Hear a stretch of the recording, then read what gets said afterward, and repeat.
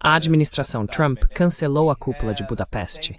Sanções foram impostas à indústria de petróleo da Rússia, que a administração está chamando de opção intermediária em termos de severidade. Segundo o Wall Street Journal, Trump chegou a um ponto de ruptura com Putin.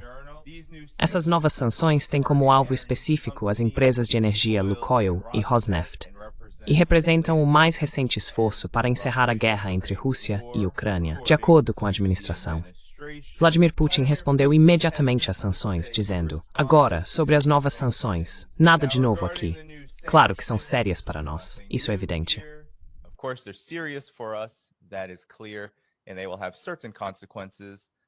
E elas terão certas consequências, mas no geral, não afetarão seriamente o nosso bem-estar econômico. Durante seu primeiro mandato, Trump impôs o maior número de sanções já aplicadas contra a Federação Russa. Essas medidas são de natureza econômica e política. Isso ocorre no contexto de a Rússia realizar grandes exercícios nucleares e se retirar, agora que encerrou o Tratado START. A Rússia não retomará a troca de informações com os Estados Unidos sobre o novo Tratado START, segundo Sergei Ryabkov. Portanto, essas são grandes escaladas. Vladimir Putin e a Rússia parecem não se abalar com isso. KJ, qual é a sua reação a isso?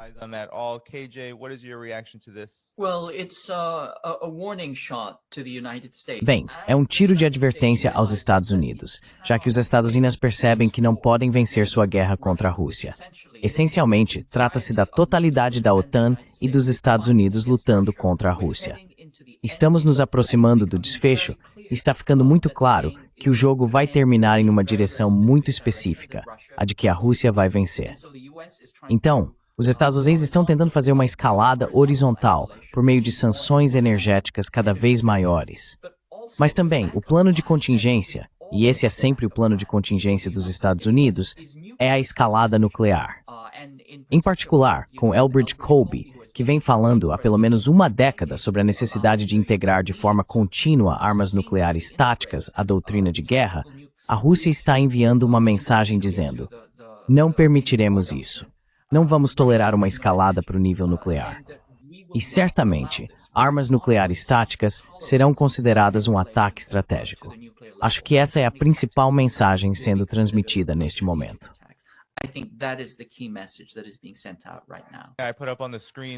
Coloquei na tela os exercícios nucleares que a Rússia vem realizando, supervisionados por Vladimir Putin.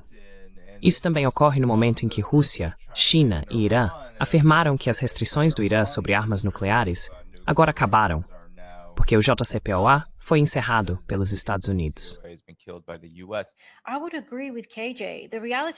Eu concordaria com o KJ.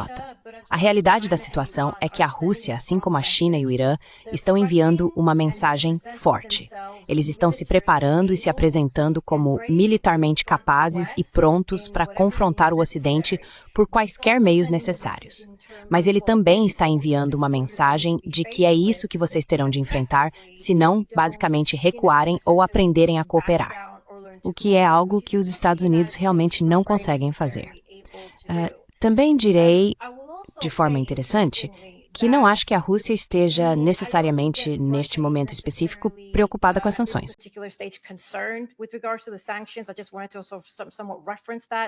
Eu só queria mencionar isso também.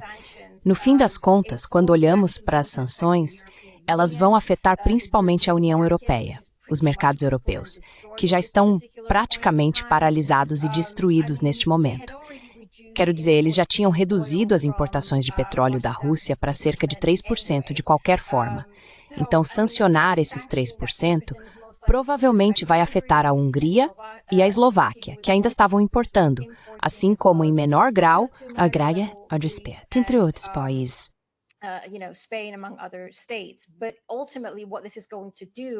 Mas, em última análise, o que isso vai fazer é enfraquecer ainda mais a União Europeia, criando uma dependência ainda maior dos Estados Unidos. Mas, ao fazer isso, vai gerar um caos generalizado dentro da OEM, porque está deteriorando significativamente as condições da grande maioria da classe trabalhadora em quase toda a Europa. E esta é uma OEM que está em uma situação muito delicada, politicamente, juridicamente e economicamente. tudo isso está acontecendo ao mesmo tempo em que devemos lembrar que a UE está intensificando a retórica de guerra contra a Rússia, aumentando dramaticamente os gastos militares a níveis nunca vistos desde a Segunda Guerra Mundial, supostamente para se engajar em uma guerra com a Rússia, enquanto continua financiando a Ucrânia.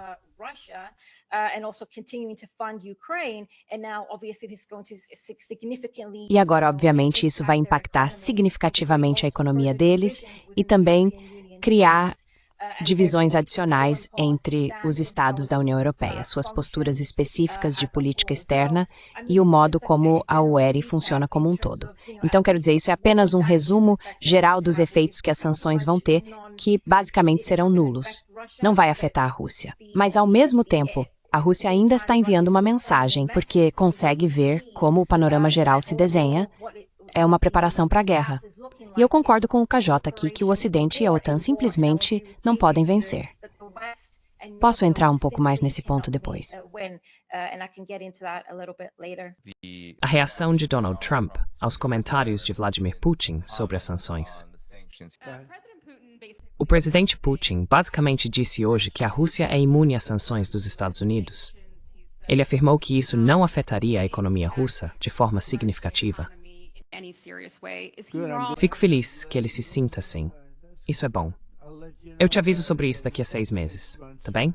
Vamos ver como tudo acaba dando certo.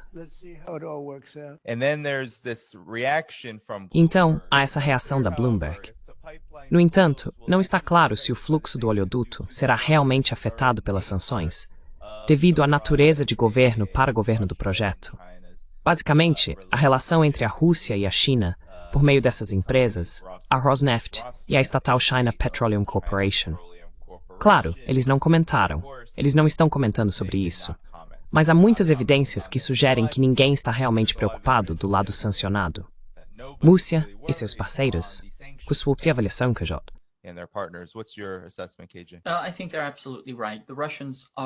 Acho que eles estão absolutamente certos. Os russos não estão preocupados.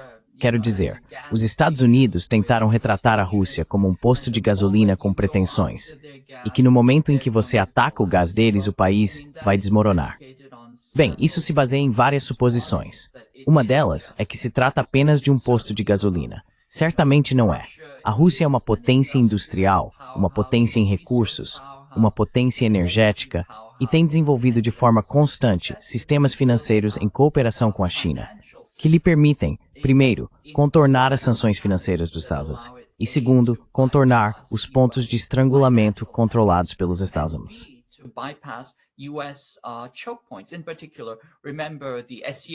Em particular, lembre-se de que a reunião mais recente da OCS foi sobre o fortalecimento da segurança energética, especialmente por meio do projeto Força da Sibéria 2.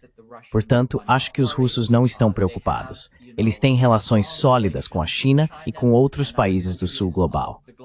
E acredito que os Estados Unidos calcularam mal essas sanções, assim como têm se equivocado em praticamente tudo o que tentaram fazer contra a Rússia e também contra a China.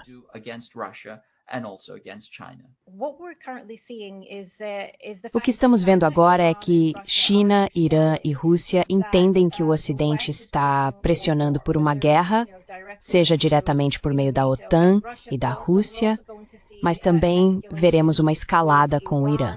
Então eles estão se preparando para isso. É por isso que eles não querem mais compartilhar nenhum tipo de informação ou inteligência relacionada a capacidades nucleares, nem mesmo em relação ao Ocidente. É uma mensagem forte de que essa aliança multipolar está se formando e está pronta para enfrentar qualquer tipo de agressão ocidental, seja por meio de guerra econômica ou, se necessário, militarmente.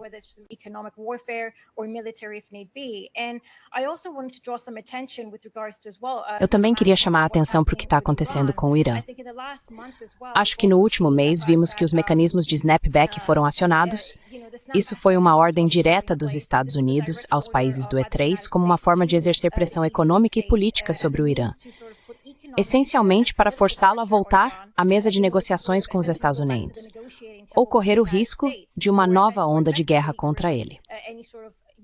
Vários veículos, incluindo o Washington Post e o Atlantic Council, têm falado sobre uma nova guerra contra o Irã que está sendo preparada.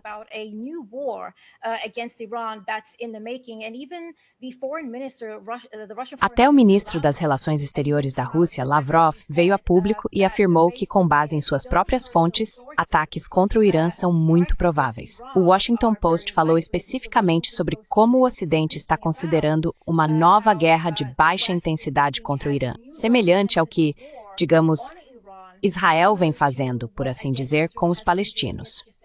O jornal mencionou o conceito de cortar a grama, uma doutrina militar israelense destinada a enfraquecer gradualmente o oponente e asfixiá-lo economicamente, sem necessariamente se envolver em uma guerra em grande escala. É um tipo de conflito prolongado e de desgaste que o Ocidente não tem como vencer. Mas é essencialmente isso que estamos vendo acontecer com o Irã.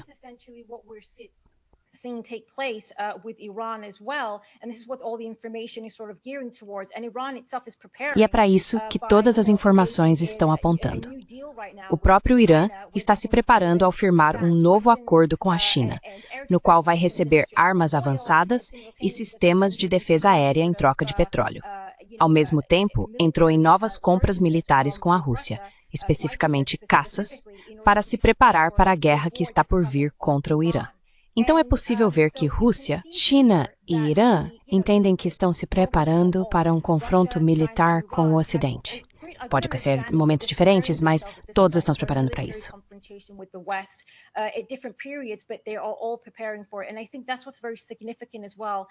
Eu acho que isso também é muito significativo nessa nova fase dos mecanismos de retrocesso que estão sendo implementados. O fato de o Irã não ter cedido à pressão ocidental para essencialmente ir à mesa de negociações e ser coagido à submissão. Também precisamos lembrar que os termos impostos pelos Estados Unidos para que o Irã retornasse à mesa de negociações incluem a proibição total do enriquecimento de urânio, o que constitui uma violação do direito internacional. Precisamos lembrar disso. É uma violação do direito internacional. Esse é um dos aspectos.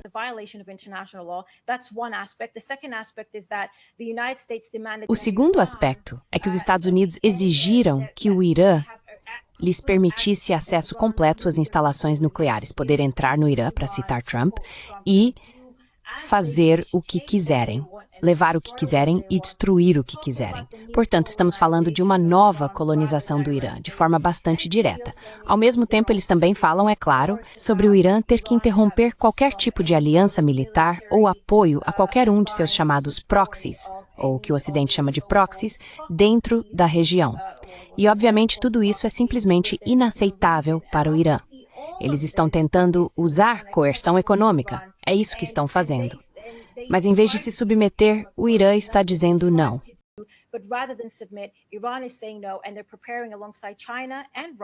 E eles estão se preparando, junto com a China e a Rússia, essencialmente para se mobilizar em direção ao que entendem que será uma grande guerra contra esses três países alinhados. Até que ponto isso será bem sucedido?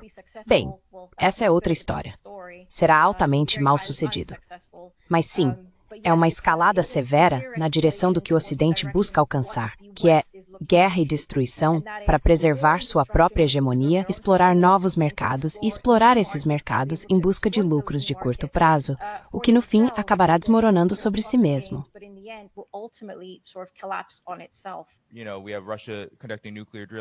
Sabe, temos a Rússia realizando exercícios nucleares.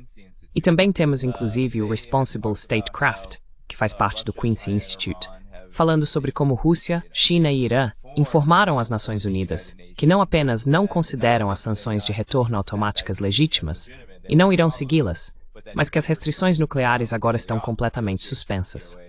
O JCPOA está morto. Qual é o significado disso? Há um conflito nuclear iminente. A administração Trump parece mais interessada em tentar pressionar, por meio de intimidação, todos que consideram um obstáculo a algum tipo de política de SUS em primeiro lugar. Mas, ao mesmo tempo, essa questão nuclear se torna cada vez mais grave.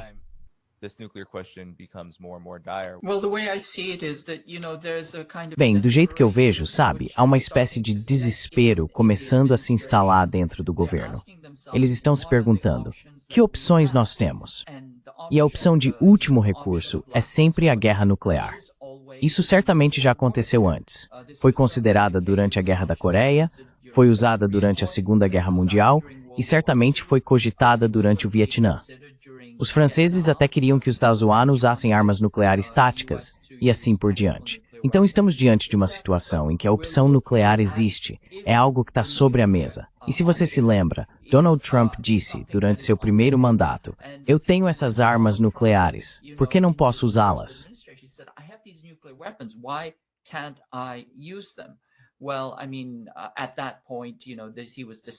Bem, quero dizer, naquele momento ele foi considerado um lunático. Mas se você olhar os documentos de política, tudo que surgiu desde então tem sido sobre o uso de armas nucleares como parte do contínuo da guerra. E acho que também é importante lembrar que desde a década de 1980, a doutrina de guerra nuclear dos Estados Unidos tem sido o que se chama de contraforça. Essencialmente é a crença de que se você escalar para o uso de armas nucleares, o lado que as utiliza primeiro vence. Você quer dar um golpe nuclear surpresa e se conseguir fazer isso, então vence. Depois, você elimina qualquer coisa lançada em retaliação com defesa antimísseis, e então vence.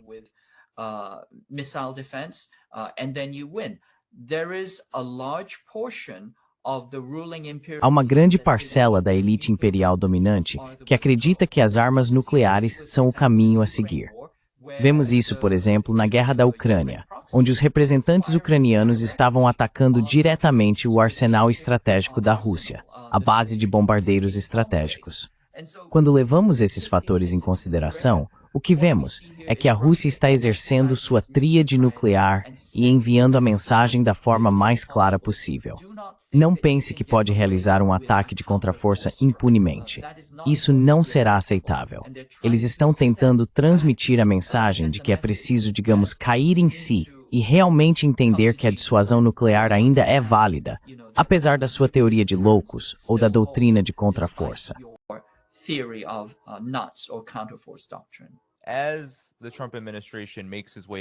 Enquanto o governo Trump segue para a Ásia, dependendo de quando as pessoas virem isso, ele talvez já tenha tido a reunião, é algo curioso. O que ele disse foi que quer que a China ajude os Estados Unidos a pressionar a Rússia para encerrar o conflito. Agora, já ouvimos isso antes, certo, Elina? O governo Biden não dizia isso o tempo todo, meio que posando de pacificador, mas o governo Trump está promovendo uma postura agressiva, tentando atrair quem puder, especialmente a China, para fazer a Rússia ceder. Isso vai funcionar? Eles não conseguiram fazer o Irã ceder. Houve uma quase guerra total no verão passado, e o Irã não cedeu.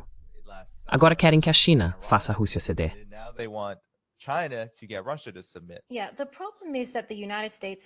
Sim, o problema é que os Estados Unidos, e Trump em particular, estão tentando negociar com a China usando uma carta que simplesmente não tem. Estão tentando usar a guerra econômica para apaziguar a China e coagi-la a dizer, tudo bem, vamos cooperar, por causa da guerra tarifária, etc. Mas a realidade da situação é, e isso já foi comprovado desde o grande dia da libertação até agora, com a primeira iniciativa da nova fase da guerra comercial contra a China, que os Estados Unidos não têm mais capacidade econômica. Desde o momento em que se desindustrializaram e a grande maioria das cadeias de suprimentos se deslocou para o sul global, predominantemente para a própria China, o país deixou de ter a capacidade de chantagear a China em qualquer coisa. Usar coerção econômica, especialmente, parece absolutamente ridículo, para dizer o mínimo.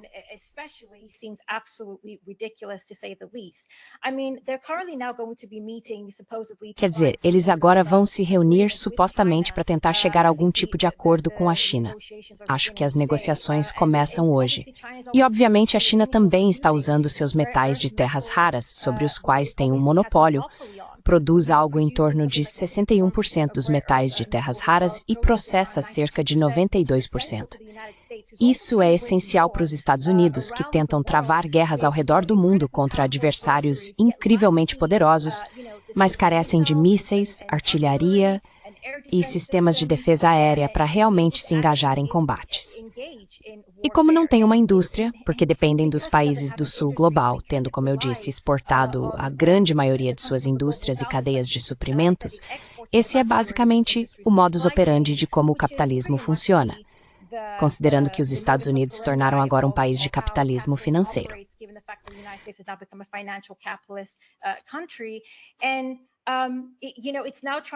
E você sabe, agora está tentando chantagear a China, que tem o que precisa se quiser continuar sendo não apenas uma potência militar, mas também, obviamente, importar as terras raras de que necessita para manter sua produção militar e financiar suas guerras.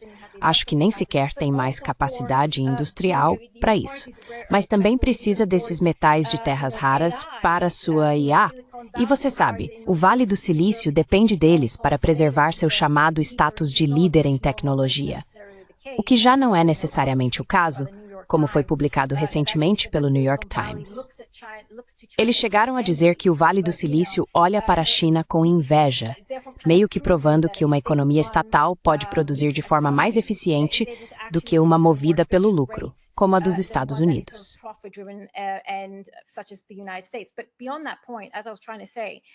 Mas além desse ponto, como eu estava tentando dizer, os Estados Unidos não têm o poder nem a influência econômica para coagir a China a basicamente persuadir a Rússia a se render. Tudo isso, neste momento, é apenas encenação política por parte dos Estados Unidos para provar que ainda tem algum tipo de influência. Mas, na verdade, não possuem essa capacidade. Portanto, novamente, provavelmente veremos os Estados Unidos ou reagirem de forma impulsiva ou terem que recuar, porque se o Irã não se rendeu aos Estados Unidos por meio de sanções, a China, a superpotência industrial do mundo, definitivamente não será a que fará isso.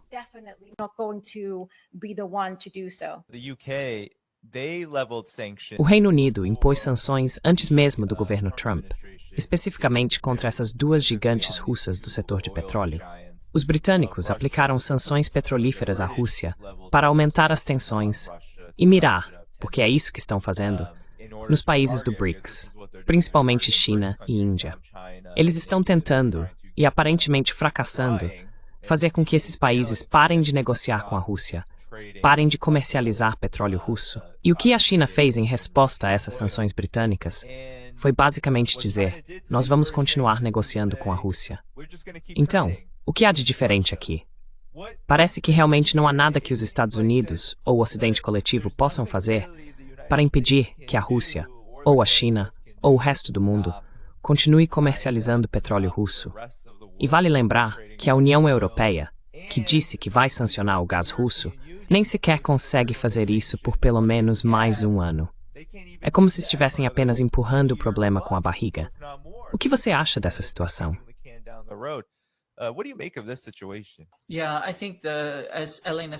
Sim, eu acho que, como a Elina disse, os Estados Unidos ficaram sem cartas para jogar e estão apenas bufando e ameaçando derrubar a casa, o que já não conseguem mais fazer. Quero dizer, é preciso entender que isso tem sido um processo longo e gradual. Se pensarmos em partidas de xadrez, há jogadores muito agressivos e há aqueles que preferem construir estrutura, conectar as peças e garantir que cada peça fraca seja fortalecida. E então, nesse ponto, eles avançam para o final da partida. Estamos entrando no final agora. Neste momento, a estrutura é tão forte e integrada que não pode ser derrubada. Qualquer tipo de jogada agressiva do lado oposto não vai funcionar, simplesmente porque as posições e estruturas foram construídas de forma tão clara e competente.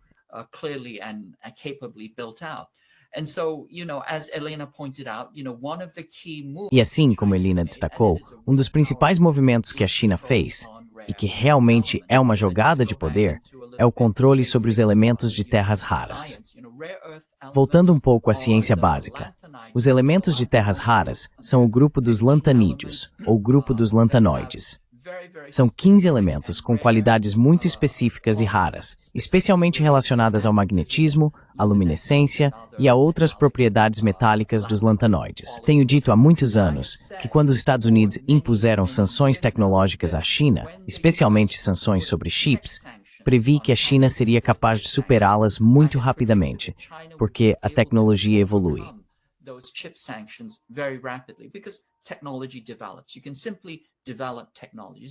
Você pode simplesmente desenvolver tecnologia. É apenas uma questão de investimento, pesquisa e inovação. Todos esses elementos estão incorporados ao sistema chinês. Por outro lado, não se pode inventar um novo elemento de terras raras.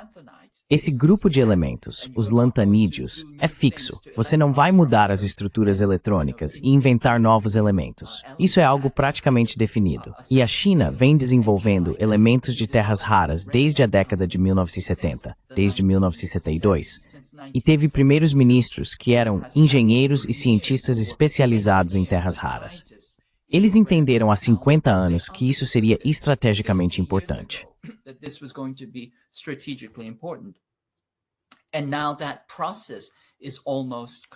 E agora esse processo está quase completo. A estrutura está quase completa.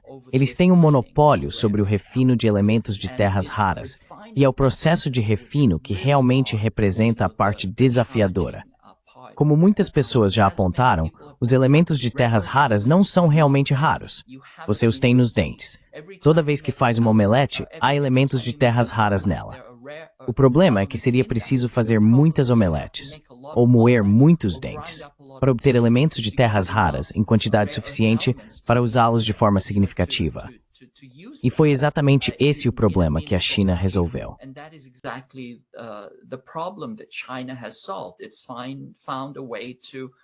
Eles descobriram uma maneira de usar processos industriais para refinar e concentrar esses elementos de terras raras, a ponto de poderem ser realmente utilizados e combinados com outros elementos, e então empregados em tudo que é eletrônico.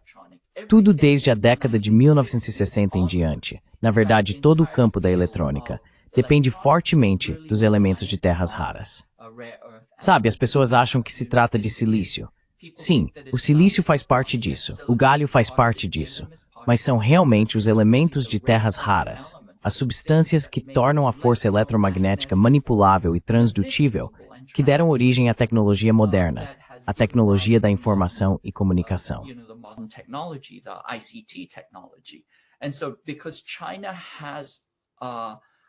E assim, como a China tem o monopólio desse processo, dessa cadeia de suprimentos, o fato de eles terem divulgado isso de repente despertou os Estados Unidos. Eles perceberam que estão sem opções, especialmente no que diz respeito à fabricação de armas, radares, sistemas de orientação, sistemas de visão noturna, telas, todas essas coisas dependem de elementos de terras raras. E a China simplesmente puxou a corrente e disse: lembrem-se, nós controlamos toda essa dimensão da indústria e talvez você e eu precisemos sentar e ter um diálogo razoável, em vez de você continuar a nos ameaçar e tentar nos intimidar. Como eu disse antes, a única coisa que restou aos Estados Unidos, o último as na manga, por assim dizer, é a escalada nuclear. E essa é a mensagem que os Estados e outros países estão tentando enviar. É isso que a Rússia está tentando dizer. Nem pensem nisso.